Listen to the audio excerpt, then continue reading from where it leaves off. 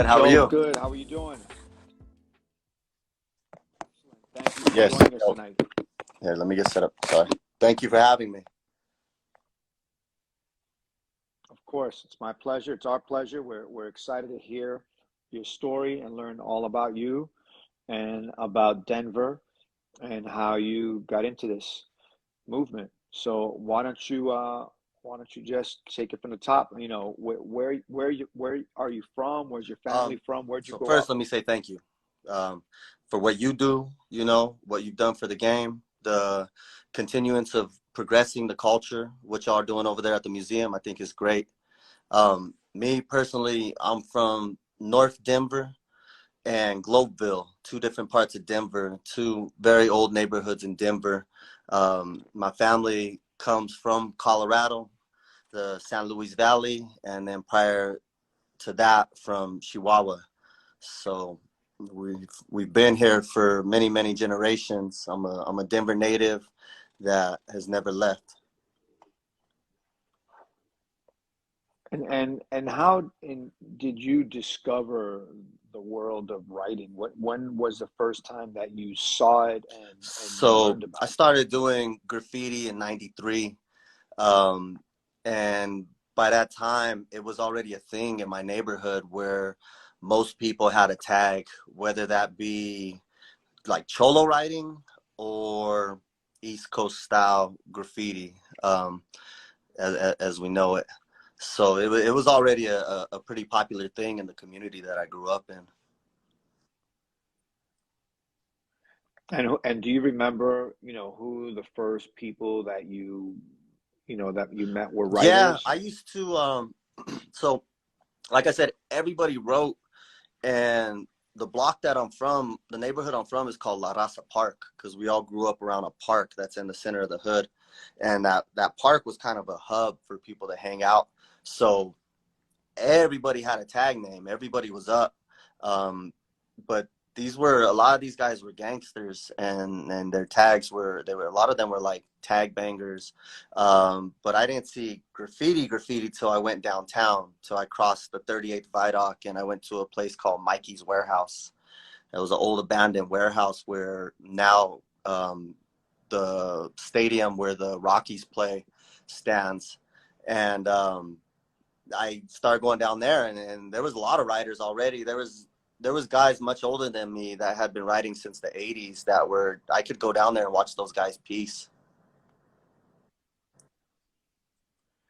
That's pretty amazing. And so how old are you when I was you 12, started going down there? so yeah, I was only 12 years old. And and so at 12 years old, you start to see this activity and these older writers. When did you decide, okay, I'm going to try this myself, and how Well, did I was that come to be? already like tagging on things and spray painting because I would I would cruise around. I had a big brother, and I would cruise around with him and his friends, and I would be the one that would get out of the back of the lowrider and write our neighborhood wherever we would go.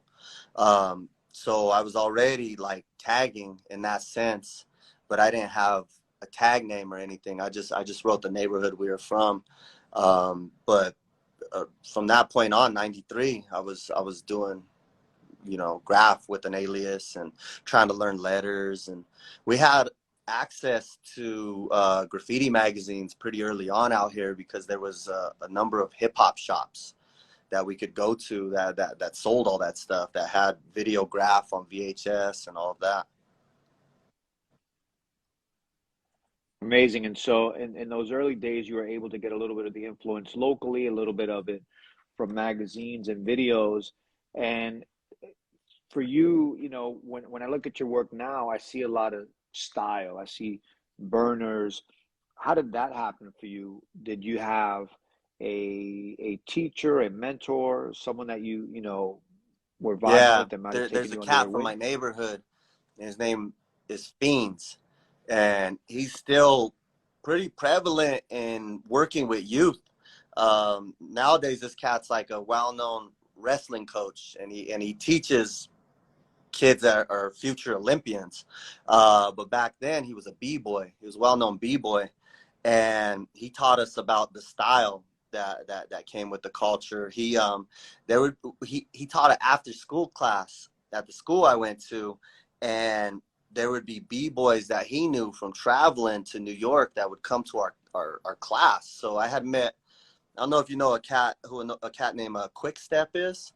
Um, so Yes, I know Quick Quickstep well. came to our school when we were in the 6th grade and was teaching us about graffiti. There was another cat named Artista.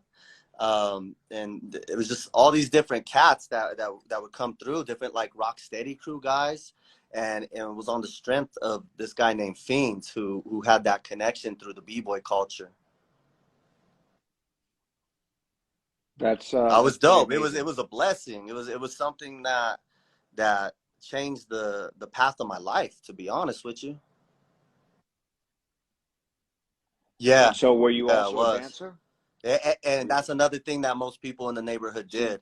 There's a temple, there's a kiosko that sits in the middle of my park, and it looks like a Mayan temple, and that was where you had to get down. That was where like b-boy battles took place, and that's where cats were out there rocking every night. And I lived across the street from the park, so it was, it was right there. It was just a part of growing up in the neighborhood. Front row so you seats, had yeah. front row I seats. hear the music from my bedroom, and no cats were out there rocking, so I would go out there.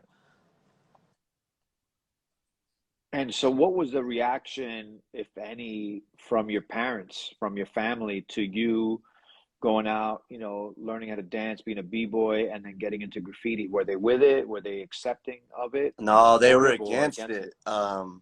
They didn't understand it. It was something that brought like trouble to the household. There's a story in my neighborhood that I still get clowned on to this day, because I was painting a wall and my mom crept up and whooped my ass with a stick in front of the whole neighborhood. And till this day, like many years later, everybody brings that story up. I remember my pops like burning my piece books, taking my spray paint. They knew that I didn't have no money to buy the spray paint. I was racking it. So to them it was bringing trouble. But then later on, I was able to show them when I came out in some magazines. Yeah, so I remember one time I got caught, and my pops was taking me to court, and we got caught at the train. And he was telling me, you little travioso, you keep doing this, you're gonna fuck up your future and this and that. And he's lecturing me while we're waiting at the train. And one of my box cars came by, and he just looked, and I knew at that moment he knew that he wasn't going to stop it. He just was like, God damn, So after that, they kind of embraced it. And then years later, at like 16, 17, my house became a hub for a lot of people to come from other cities and just stay with us. And my family would feed them, and cats would come and stay. And sometimes they wouldn't leave for, a couple of months. So meeting different people. My parents didn't ever really get to travel or leave Denver, so they were able to have an understanding of like New York culture, Southern culture, people from the West Coast, just by graffiti writers that would come stay in our household. So I think they learned to love it, and learn to love the people that were a part of it as well. That's amazing. So how were you connecting with all these people The from other trains places? and mailing photos. I was fortunate to be a part of that early on freight culture of mailing packages of photos around. There was a guy named Menace from Denver that was really early in the train game. He had a magazine called Route 144, and Menace would hook me up with cats, and I would mail packages. And then I went to Paint Louis 98, and I met a lot of people in real life that I had been trading flicks with. And that sort of solidified this network that I was a part of.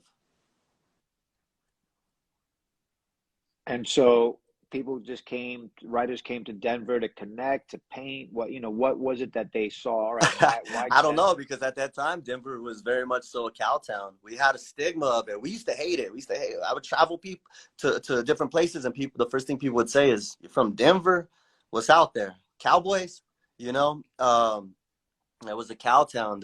The the Denver I grew up in the 80s and 90s is almost like pretty much all disappeared. And if you didn't experience that Denver, you truly didn't really experience the Denver that I did. But I think that they just came out because they had a friend out here. Um, and yeah, man, I had people from really all over come and stay here. At the crib I'm at right now, I'm coming to you live from the crib that we had a lot of writers staying in. That's amazing. And it's amazing that, that type of community exists. And so you're not the first person that's shared and have said that, because it is something that we do, a way that we build community amongst each other. It's traveling, camaraderie, having people stay at each other's Yeah. homes Oh to yeah. paint. Yeah. And so, some of these images that you shared with me that we're showing uh, today are from Yeah. back in the days. And this one looks to me like an Yeah, old that's so school that's a Fiend's photo. piece right there. That's the cat I was speaking of.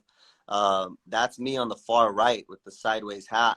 Everybody else in that picture are B-boys. The cat in the middle, his name's Africa Sam. He's a well-known, um, just interesting guy. He's an actor, he's an MC, he's an artist. Dude next to him is Fiends. Next to him is DJ Chones. That's a very famous Denver DJ from my neighborhood, and next to him is this cat named GQ. And that was up the block from my house. So where I lived, if you went one block west, there was a big wall that everybody painted. If you went a couple blocks down to Jason Street, there was a train yard. So I was surrounded with places to do graffiti and to go watch people do it as well. And so, how old are I'm you like in 12 or this 13 photo? years old. So this is the very beginning, and then from here, you start painting yourself. I showed a picture of a Yeah, freight train. I'm about How old 16 years how old old are in you that here? photo. So by now you know how to paint, because Word, this piece right on. has Thank you. style. That's that's Krylon that I racked, and that's like yeah, that's high school. I was in high school when I painted that train, and the fact that I'm like rocking a train in the daytime is wild to me because I don't really have spots like that out here no more. Well, I would imagine that when you were painting these, the freight trains weren't yet No, covered not the way that they are today no, not at with all, names. not at all.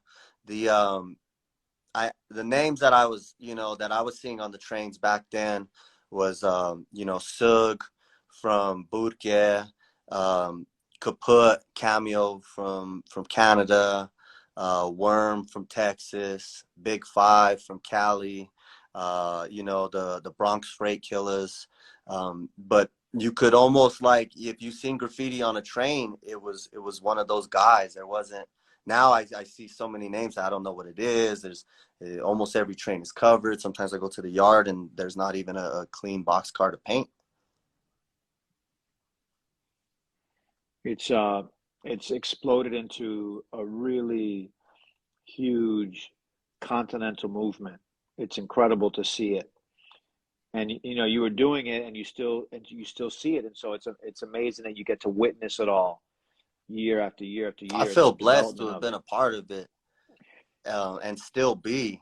I I've never taken a break. I've never walked away from it. I'm still as active as I've ever been, and it's still just as fun as it's ever been as What well.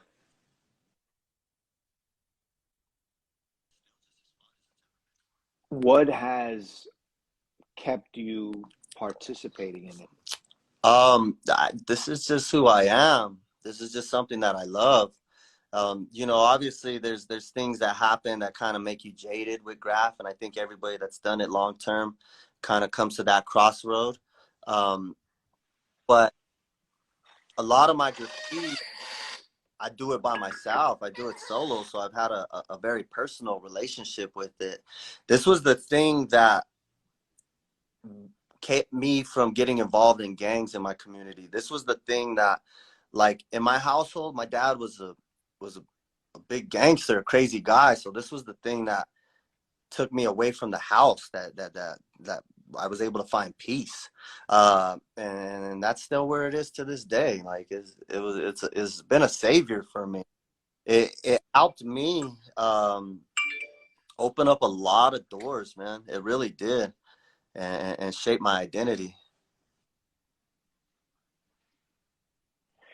And so tell us a little bit about the development of your style. You know, we've been talking about Denver and you coming up, but stylistically from painting with Fiend and seeing it, your style starts to change over time. You know, you were seeing magazines, but were you understanding of the world of styles?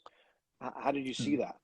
I think that after I met Totem 2 from Atlanta, I truly got an understanding of style. Up until that point, I spent a lot of years trying to do things and not having a full understanding of it. The way Totem broke it down to me was the way that Ramal Z broke it down to him. And once I was given that game, it almost like fueled the passion for style so much more. At this point, this train that we're looking at now, I was probably, I think, 16, 17 years old. I painted that train in Birmingham, Alabama. I I had never even really left Denver up until that point, and then I found myself dead in the middle of the South. Um, but I was really just seeing things, man, and seeing what I liked and trying to mimic it, and biting, and until I really got that my own individual groove and boogie. How did you end up connecting with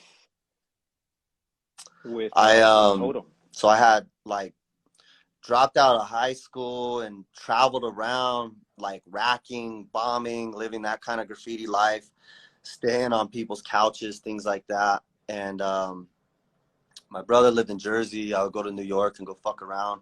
And so I got a call one day, and it was an agent, this dude that had a company, and he wanted me to do a commercial job, a mural for him. And that kind of changed a lot of things for me. Well, long story short, Totem worked for that same company, and we ended up in Aspen doing a job. I had never been to Aspen. Like being a hood cat from Denver, Aspen is a world away. That's very expensive. People think that, if you live in Colorado, you grew up snowboarding or something like that. Man, we couldn't afford to do that. We didn't have a car to get to the mountains. But I found myself in Aspen for the first time, and Totem was up there, and we stayed in this cabin for like 2 weeks straight. And I just sat there and built with him. That's my brother. That's one of my best friends. But the way that he broke down style, and his obviously his style is self-evident. It speaks for itself. He's a bad motherfucker. So I was able to just learn from what I consider one of the world's best. And yeah, that changed everything for me. It's incredible when you meet these people that are so advanced in painting stylistically, uh, how much of an influence it can be, especially if you connect on a Yeah, and personal level like and that. then there's a necessary shout out for the Tats crew there, because Totem wouldn't have had the game that he does if it wasn't for Bio, BG, and Nicer. That's right. So it's generational. It's you know each generation puts on another generation, or at least you see that with writers that have a lot of style and also know how to Word, carry themselves word. in the world. And so, here we're seeing a couple more freights, and you sent a lot of photos to share, and I just want to be able to share this with the audience so that they can get a sense of a little bit of what you've done as far as painting goes. But you're so prolific.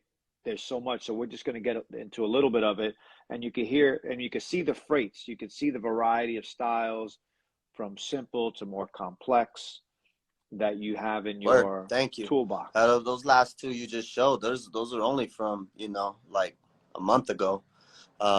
So I stay doing it.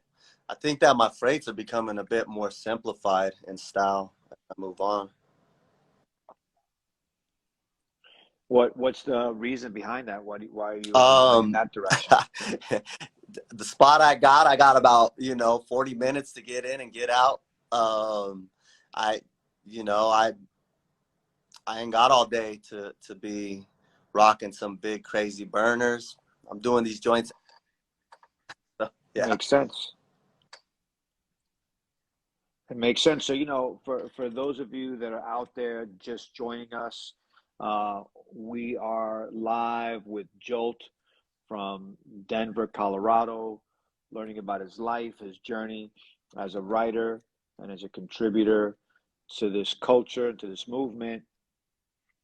And what you shared, Jolt, is something that, writers know, but a lot of people that uh, look at writing, look at trains, look at pieces, they don't really know the ins and out or the things that writers go through to paint.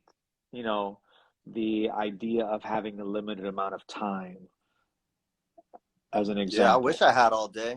I just watched that train documentary. I seen them cats was out in the middle of the woods doing burners. I wish that was an option. There's a lot of riders here where I'm from nowadays. And the trains aren't what they used to. Like you said, there's a lot of graffiti on the trains, a lot more than there was before. Um, but I'll take what I can get, man. I'll get loose with whatever opportunity. Another thing is this is Denver, Colorado, and we're in the winter right now. It's cold out here, but I'm with it. Well, and here's a few more. Here's one's a little bit uh, more connections, more stylized, in a way, a little bit wilder. And then another one, same thing. And you see when, like in this particular image, you see that this train has a history under your piece. Yeah. There's buffed something underneath it. There was a piece at one point under it, and it looks like the And if rail it company was a must have dope painted over it. style, I would have let it ride. But it was really just some kind of big fat cap like silver joint that someone did. You could kind of see the ghost of it, but I got to respect for the culture before. Um, but I needed that spot, man. It wasn't dope enough. I had to take the spot. Hey, sure. So, and there's a history, and you see sometimes you catch nice clean ones Yeah, that's from yesterday. like this. So that's pretty wild. So look, we're getting live and direct. Doesn't get Yeah, fresher than this. And then we have these sort of extended pieces.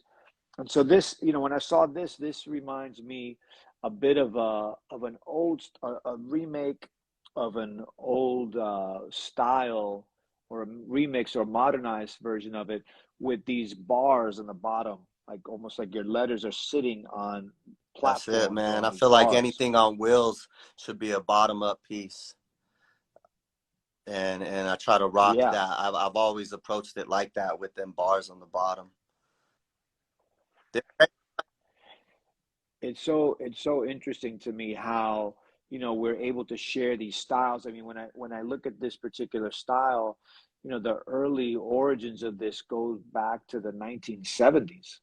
This is something that cats are doing like in 1976, and to see it modernized and updated like this, it's amazing, because it's a tradition that's being kept I alive, seen but also Vulcan in your own pieces way. that stood out with a style like that when I was just a young kid, and that kind of always resonated with me. And so let's go on to the next one. And so here now is something Yeah, totally different. but the influence for this, I would say, would be like the TFP cats. Like that O would be like a influence from like a Noah or a Cento kind of style to me. But also, mixed with a lot of other things that I'm picking up on. The thing is, being from Denver, a lot of our influence was coming from all over. So there was not only like New York graffiti, but West Coast graffiti as well. And everything that we were seeing on the trains that was able to come in from Canada and the Southwest. I mean, this is a very technical piece. This has a lot going on. Before you shared that you were doing some of the simpler freight train pieces, 45 minutes. I mean, this, how long does something like this take to Um, paint? I don't know. I don't know. I'm not sure. I was able to chill. That was in Miami, that piece. And as soon as I finished doing that piece, my brother Totem came up to me and said, "Yo, brother, you in burn unit." So that piece means a lot to me too, because that impressed my homeboy, where I got put down with one of the crews that I'm repping to the death. Well, you definitely burned on this one. I mean, literally, there's flames on it, and the style is complex. I see what you're talking about with some of TFP isms, but there's a lot going on here. Um, this is intricate. This is great. And so you go from there, and you mix it up, and you see it. Some of these styles are, the letters are tighter, but again, very, very They're complex. armed. They got shields. They can be effective in a lot of ways. They can be defensive, but they can be offensive too. And that's the style that I'm approaching it with. That's that burn unit style. That's no part of the piece is left unprotected. If I'm painting next to you and you got some arrows pointing at my piece, I got something to block that, and I got something to counter it with. And that's the mindset behind that style. So, right, I understand that, and the letters are sharp. They're jagged. They're almost armored, like you're saying. Where did you come up with that, or that sort of approach to lettering and to design? I've heard it before, but where did you um, come to That sort of knowledge is understand it passed like down that? from the late great Ram Al Z. That's it. Someone just said it in the comments before I even said it. That's what it is. Yes, yes, yes, yes. No, I know Ram, and remember hearing him speak like this, and so I was just wondering if it came to you in that same manner, because it is a really interesting approach and specific approach, almost like a That's it. battle That's it, man. approach. That's like when we were b-boying in the park and we was throwing the albums out there and putting them blocks, and that's like a battle rock right there. And that's where it comes from. Crazy to think that a kid from Denver, Colorado, from a Chicano neighborhood, Cowtown, picked up that influence, but I did, and I'm very fortunate for that influence. And you see it here again, a bit not as complicated, but you still see the funk that we saw earlier, and also the movement. How much are you concerned when you're planning these pieces out of the movement and the flow of the letters versus just arming them and making them sort of sharp and Very battle much ready? so. I was taught that the piece, every letter has to stand on its own, such as your crew, and then when you stand together, y'all got to look good together, and it has to have that overall shape, that boogie. It's got to have some flavor, man, because every letter could be real hard, but that don't mean it's gonna have that fluidity with it. So I try to think about all of them things when I'm creating the composition. So we're talking about composition. Can you break down this this J for us? Because it has some simplicity to it, but at the same time, it's pretty I, wild. it's just holding its own, man. It's just holding down. He's chilling. He's chilling on the left side of the piece, so nothing can fuck with it from that point on. He's just And so you have these slices going through it. It's the J. I'm going to point it out. So for those of you that are watching, here's a J, and then it's going up, but then it's like this. So it's sort of split into two pieces. And then you have these arrows slicing through it, going above it and out, and then also underneath it. And there's sort of layers of these arrows cutting through it. So it's And I there's a remade lot of that movement. piece. So you can see the original signatures from 2017. Then I went back in 2021 and the same piece had faded because it was on that rusty metal. So I went and I redid the piece with the same outline, but I changed the color scheme of it. And so these colors are so vibrant. What kind of paint are Yeah, you using? Does it matter definitely to does. you when If you're I'm doing it? buying paint, I'm specifically using Evolve paint. If I'm getting my paint by racking it, I'm using Rusto, and that's it. That's it. No other paint. I'm specifically using Evolve paint because that is an American company coming from the culture, and my dollar couldn't be spent any way better than that. Well, this paint is looking That's my color. fantastic and That's it's JOLT shining Mile on High there. Green on the Evolve line. It's rocking. It's vibrant. And now tell us a little bit about this particular style because this is That's totally that different from what we Chicanismo, just bro. saw. That's that Chicano culture. That's a bit of that, that it looks a little bit like some old English stuff. It's a little cholo, but I try to mix it with my understanding of graffiti, you too. And when I blend the two, that's kind of the style that I come up with. And so in here you have that sort of blend, but you also have this sort of metallic look that I guess we see most from the West Coast, and then a lot of these West Coast elements, or I guess these cholo elements that you're talking about, almost reminds me of tattoo Yeah, styles as well. definitely. I mean, I grew up with those letters. My dad and my brother are automobile painters. We used to sit around the kitchen table drawing like old English letters, studying fonts. It's kind of like a tattoo sort of style as well, but with a hard 3D and with an inline and a double outline and a bubble and all these kind of traditional East Coast graffiti things going on at the same time. um, I like that piece a lot, man. I want to explore more of them styles, and I got a lot of them drawn up. I just gotta paint them. So let's go to the next one. Here we see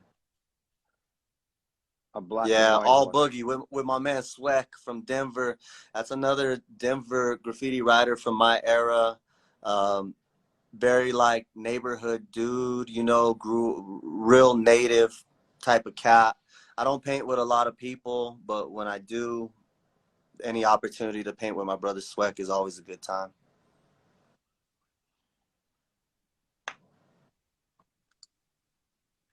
We've got a little bit of some other pieces here just to show sort of a variety and diversity of not only of styles but of surfaces.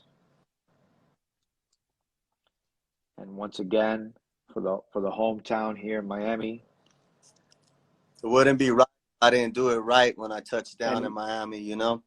I think Miami great graffiti that's the culture, way to and do it. I'm blessed to be with 004, and my brothers have opened up, the doors to the city to me, and I hope that I can participate and play the culture well, and have the respect of them. So, I touch down. I got to do it right when I'm in Miami. So now let's jump into this next piece here, which is this Oh, yeah. this character. And and so on this building, can you tell us a little about where this is That's and what we're looking Broadway. at? So that's one of the busiest streets in Denver. And yeah, I got the roof of that spot. That's like my throwy pretty much at this point. I got a toss up that's letters that say my name, but over time I created this character that has, man, turned into a lot of different things for me. But really, in its essence, when I first started doing that character, I had noticed there was a lot of rooftops in Denver where you really couldn't fit a name. It just kind of had a little edge there. And I thought, man, if I could create something that people would recognize and put it there, I would. And I base it off of going back to my man Fiends and our influence from the Rocksteady B-boys that taught us the graffiti stuff that they knew. I base it off the Muggsy. So when you look at that gorilla, that's really just an influence from a B-boy character, Muggsy. Um, but the neighborhood that I come from, the gorilla has a meaning too. We embrace that. A lot of people consider themselves, we call ourselves gorillas. So yeah, I put them things together and I just started bombing that thing and it took on. And this was before I seen that there was all these character guys, and I have guys hit me up like, yo, I'm a character guy too and all that. I wouldn't necessarily consider myself that. To me, this is a throwy, and it's something that I can execute a lot quicker than 4 letters. It definitely stands out. It reminds me of Redman and a line that he says, something like, you want to, why be a Yeah. monkey when you could be Well, a the gorilla? neighborhood I come from, the most prominent gang is called NSM. That's the Northside Mafia. Now, I'm not a part of the gang. I just grew up around it. But people would call them Northside Mojados as a way of disrespecting them, or Northside Monkeys. And the way that they changed that is they say, yo, we're not monkeys, we're gorillas. And so a big part of my community, you'll see people rep themselves like we just call ourselves gorillas. So this also is a very Denver thing, this gorilla. Like sometimes I'll just be cruising around and I'll meet people that have it tattooed. And, um, we got a clothing line. A lot of people rock our gear and they rep that. And so, how long has this gorilla icon throwy been in existence? How long have you been Um, doing it? Shoot. Oh, man, probably about 16 years now. Maybe a little bit less than that. I'm Wow. not exactly sure. There was a few things that happened that kind of threw it in the media that was beyond my control. There was there's a popular network that has a TV show that I really can't say, but they sensationalize a lot of like gang and street culture, and they put my gorilla in there, and I ended up stepping to them and getting them to settle out of court. A lot of people would say, "Yo, you sued them," but I didn't take them to court. I didn't sue them, but they settled out of court with me for a cat from the hood to step to this major network and get them to do that. There was all these papers written up about it and all that. And then when the city seen that, like a lot of cats jumped behind it and were just like, yo, I'm fucking with that gorilla. And it kind of became something bigger than me. So when I rep it, I have that understanding about it, that, people do embrace it and it means something to them. Sure. I mean, and I think, a lot of people that, see imagery like this that they could understand, a lot of times the Yeah. letters are too complex, and it ends up being a lot more for us, for the writers, for people that are from this community. But once you start doing these symbols or these, maybe, block letters or things that people can read, it becomes more for the public. And they a lot of times they love it and they embrace it. And so I could imagine and I could see why Denver would stand up and get behind you and embrace this. Yeah, It's you're right. just a great symbol. And the meaning is even the I meaning I have is a so many great people meaning. say, "Yo, my son, my daughter asked me to drive them by the gorilla. They love the gorilla." But with that, I'm also very conscious. I don't pimp it out. I don't overdo it. I don't just throw it out there for the means of getting money and things like that. Like I'm very aware of, like, when I do it, I want it to matter. I really do. So I try to keep some consciousness around that too, because you could create these kind of characters, and you can overdo it where people get sick of it and they start to dislike it, or it loses its original essence. So I'm keeping some consciousness around that. I don't always do that, you know. I just do it when the placement is right. Great. And so, I want to jump in and share a little bit more about the diversity in your work and other things that you've done that are, you know, maybe more on the muralism tip, uh, which is, I'm looking at one here. And so, you've been a writer, you are a writer, you've created this character that is recognized throughout the city. Um, but you've also been an organizer and an artist within the community. And so, how did that start? How did you go from being, a teenager or a young man concerned with doing burners and racking to creating, these, bigger Um, public works of so art? so that specific piece we're looking at right now, there's a old cemetery. This is actually the first cemetery in Denver, called Riverside Cemetery. And way off to the back of the cemetery, where you don't even see no graves anymore, there's just this kind of dilapidated building hidden in the trees. And I just went back there because I wanted to paint some flowers for the dead. So that's the story behind that piece specifically. But as far as my connection to that, my father was a part of an organization called the Brown Berets and the Chicano Revolutionary Movement. My grandmother was an old school Pachuca, which is the Pachucos, the Zoot Suiters, and also an educated woman. She was a school teacher, and we grew up with this consciousness of representing our community and representing our people in a positive manner. So that was always there, embedded in me. I come from the lowrider culture, but also just from that Chicano radicalism of empowering our people. The communities I grew up in back in the day in Denver, if you weren't a black or brown person, you didn't come to those communities. I'm mixed. I'm half white. I was probably one of the only white boys in my neighborhood, but my culture and my father was a very like known old school cholo. So again, like even back to my brother Fiends, he worked for an organization called Barrio Warriors, and when we would get caught doing graffiti, we would have to go to this organization called Servicios de la Raza, and there they tried to help us like just be better people, and that had a long-term impact on me, and I grew with that, and everything that gave to me, I feel the obligation to move forward and do that for my community. So there's a lot of things that I do just just as a human being and a person from that community that is to uplift our people. Um, there's a big emphasis on that. Like I plan to raise my daughter to be just as righteous and radical as I.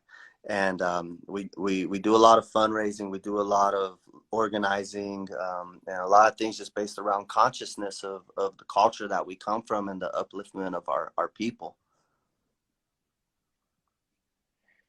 I love that. I love that. And I love that you are sort of, you recognize the power of that and the need of that, and you benefited from it, and you want to give back, and you want to participate and sort of keep that circle or keep that tradition going, because if that helped you so much, imagine you doing that Yeah, for that's others, how it. much you're going to That's help it. them.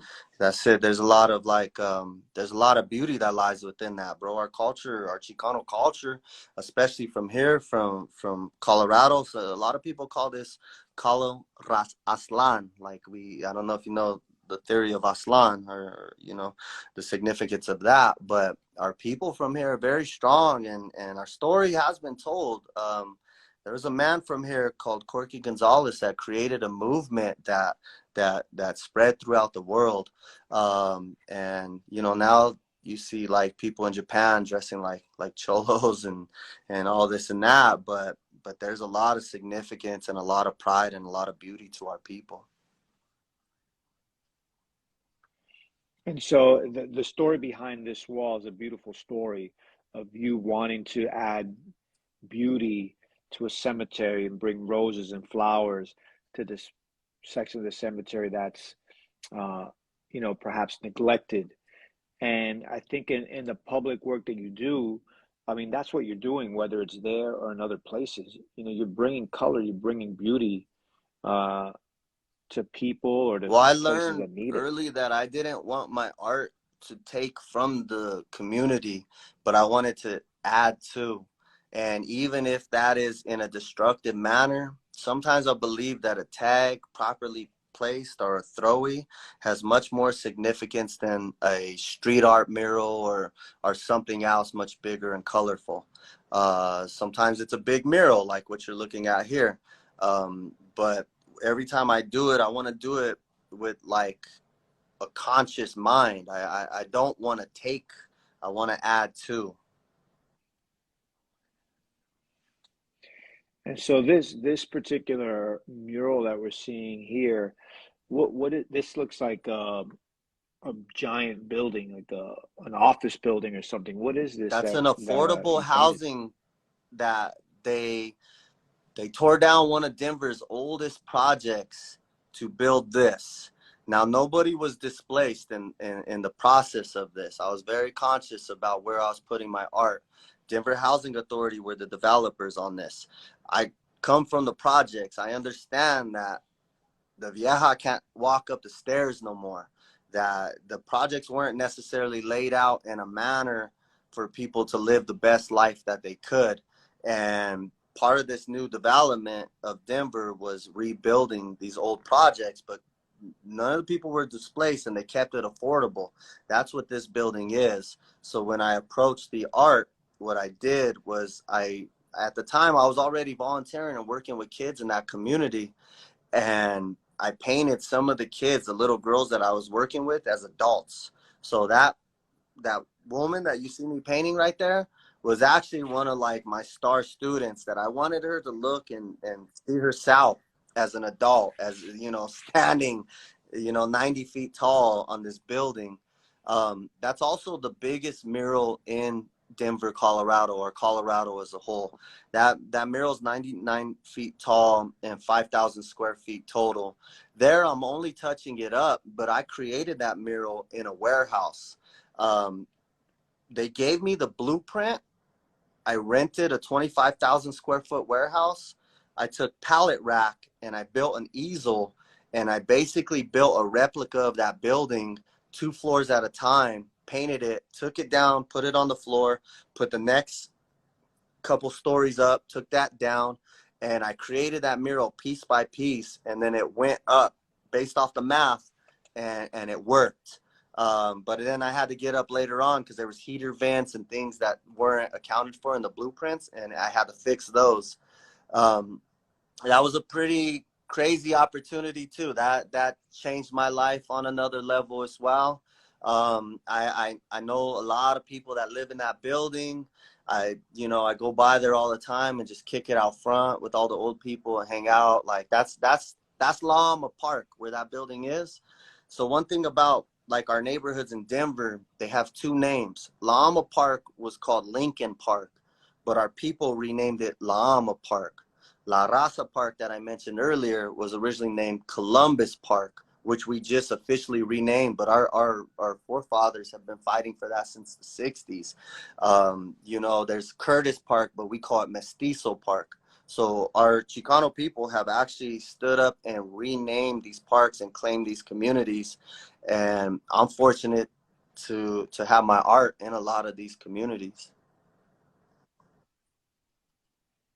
Amazing. I love to hear that. I love to hear the renaming or the reclaiming of these spaces with positive messaging, positive ideas versus these old sort of colonial or That's, colonizer mentalities. And so I salute you guys for doing that work because that work is work that a lot of people are trying to do, and it takes a long time. yeah, that's It's it, bro. generational That's it. work. And like I said, I'm very fortunate to be a part of it and to see my generation making even more progress. And y'all haven't seen nothing yet because I got a daughter that's that's up next. And so what are you doing these days? How do you spend your time? What are you involved in? What makes you tick? You know, what are the projects that you're currently So I involved in? start a mural in the next couple of days in a community called Swansea. And Swansea, if you're from Denver, you know they actually, the hood calls it Swampton. And this community, the New York Times did an article on this community, and it was said to be one of the most polluted, toxic communities in the nation. And this is where I come from, bro. And I've been able to get an opportunity to do a big mural there for the people. The first time that I did a mural there was 15 years ago. I didn't have a dollar to my name. I racked the spray paint that I did the mural with. I borrowed the ladder from the neighbors. And now, you know, coming full circle many years later, there's a budget to it, and I'm also able to have input on the affordable housing that's being built from the people there. If you know anything about Denver, this is one of the most gentrified cities. Our city has been kind of taken from us. I'm in the hood, bro. The dude that just bought the house down the block from me paid $100,000 above asking price. It's getting harder and harder to hold Wow, on to our barrio. And so, you know, the art is one of those things that I feel can play its part in that. So I'll begin a mural next week that is a further part of that, which I do. And I'm about to open a new studio. I have lost more studios than I can even remember. Every time we start a studio, a lot of people come and follow from out of town, and then we can't afford it, and we get kicked out, and then they bulldoze it, and then they build a big ass high rise, and that's constant here in Denver. But this next one, it's taken me a long, long time to get here, but this next one I'm gonna own, and we won't be able to be kicked out. So I'm just further trying to solidify my place in the city so I can continue to do the work that I do. amazing. We Thank you. wish you much success in doing that. And you know, you touch upon a topic that's so important for artists all over the country and all over the world. It's having access to studio spaces and stability, whether it's for painting or whether it's for housing. It's sort of the number one issue for artists, at least in this country, finding affordable housing, finding affordable studio place, finding, you know, becoming an owner. And so I'm glad that you're there and that you'll have that sort of stability that comes from just owning your own Yeah, place. I, It's I so would important. encourage everybody to just, man, stack your chips, do what you got to do, work hard, and have some ownership of your community. Be able to build a studio, if that's what you so wish, or your business. Start businesses within your community. You know, we call it gentrifying, not gentrification. We call each other gente as Chicanos. That's my gente. That's my family. And when we gentrify it, that's when we build it from the inside. And that's very important. It's very important for the culture. It's very important for the generations that are going to follow. And I'm just trying to put my money where my mouth is. And it's not easy. It's very hard to do. But if you work hard enough, you can achieve it. That's right. Work hard, work smart. You got to work with a purpose, you know, and with real goals so that you're not just going in circles, but you have sort of a roadmap That's and a it. plan. And so Joe, we're coming to the close of the hour, and I want to say thank you very much for sharing your story, for being such a pillar in your community, such But buena gente, uh, and really focused on that and giving back and really being part of it. And so I salute you. We salute you. You are an incredible example of a writer and an artist that has stayed and keeps contributing and didn't do this for a fad or for a hobby or for you know, a summer. And so as a result, you've had a lot of success, and you're the man that you are today because of your own efforts and your own contributions. And so thank you very much for spending time with us tonight, today, to share your story. You're a great example for me, for all of us that are out here listening, of how to take a good journey and how to do, you know, come from, you know, wherever you're from, and rise up Yo, to Kat, be a let me great contributor. also express the same sentiment to you, my brother, because I like that real graph, and I like how you took that and your continuation with the museo that you're doing over there, and what that's doing for the culture. And I'm very privileged to sit down here with you today, my brother. So I can't wait to chill in person and hang out and build more. And to everybody that tuned in and left all them great comments and all that, I feel very fortunate, and that's what keeps me motivated and inspired. So thank you very much. My pleasure. Thank you, my brother. And for everybody out there, as Joel said, thank you so much for joining us tonight. It was our pleasure to bring this talk to you, and join us on Thursday. And every week we have these talks with members of our community, with artists that are contributing and giving of themselves in art and physically in their movements to this graffiti style writing movement that we love so much. So everybody have a good night. Joe, thank you so much. Peace, and I'll see you here hopefully Hey, soon. come on out. Right here in Salud. Denver. Till next time.